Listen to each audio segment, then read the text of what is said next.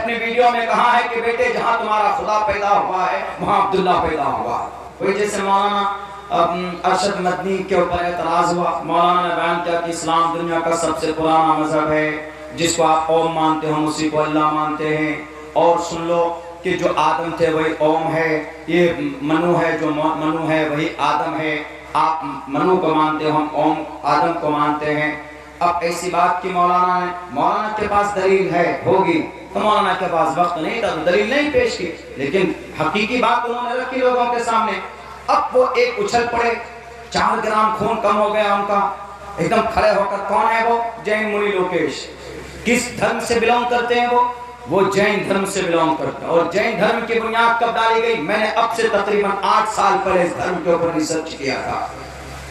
जैन धर्म, महावीर जैन स्वामी।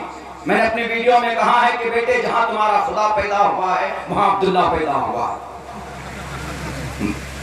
महावीर जैन स्वामी, वर्धमान महावीर जैन स्वामी नाम है पूरा होगा। हमने कहा कि 30 साल तक वनवास खाट कर आए,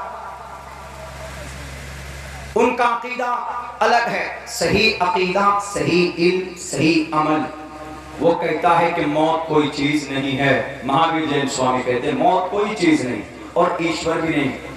महावीर जैन स्वामी ईश्वर को नहीं मानता। आए मौलाना की बात पर एतराज करने, पूछो वर्तमान महावीर जैन स्वामी से, ओम के ऊपर बात चली। आपको तो खुश होना चाहिए क्योंकि आप ओम को नहीं मानते, क्योंकि ओम किससे रिलेटेड है? ऋग्वेद, यजुर्वेद, सामवेद, अथर्ववेद से। और महावीर जैन स्वामी ने ऋग्वेद, यजुर्वेद, सामवेद, अथर्ववेद को 2700 साल पहले छोड़कर, उस मजहब को छोड़कर उन्होंने अपना एक धर्म बनाया जिसको जैन बोलते हैं। महावीर जैन स्वामी के मानने वाले।